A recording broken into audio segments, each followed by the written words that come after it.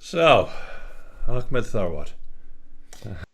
Um, it's always nice to have him on because he does speak a lot of sense, and I think a couple of things coming out of that for me was the first one is the just on a political level, the idiocy of Trump attacking, what they call in America a gold star family, somebody who has sacrificed, one of their family for America essentially in a foreign war. And again, you can get into the debates about American foreign policy. But he's so right, the Khan's, to point out that if you go to Arlington and everyone, every race, every ethnicity, every gender is represented there fighting for, the American ideal.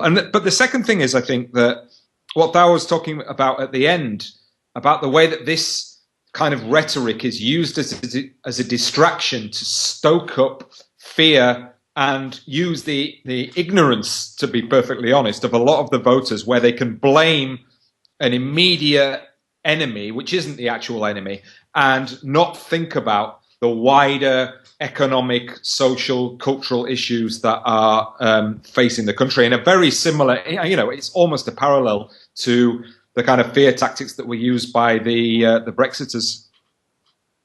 It absolutely is. I mean, and it seems to be effective. I mean, you've often heard me refer to the 9-word slogan, that was used in the 2015 election, and what they try to do is they try to boil it down and then repeat it. The SNP-backed Labour Party is dangerous for Britain. 9 words, repeated in lockstep. 650 members of the Tory Party, they do the same thing. This is all, I call it the Frank Luncification of politics. Take a phrase that's going to engender fear, boil it down, repeat it over and over again. And in the Brexit vote, we had take back control, didn't we? Yeah.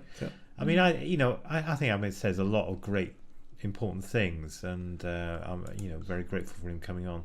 I mean, also, I'd like to kind of, I think it was a great speech by Mr. Khan, and he really nailed him. Yeah, he really nailed Trump. I mean, I was just watching it and thinking, what more could be said? Actually, I thought it was a great speech. And he continued, didn't he? He continued on interviews after interviews, because Trump then attacked his wife for not saying anything, and then his wife came out and said, "No, well, I've got plenty to say. Don't you worry." But I'm just so upset when I see pictures of my son.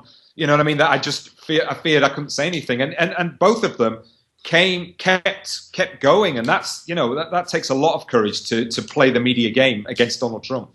Yeah, and they played it masterfully.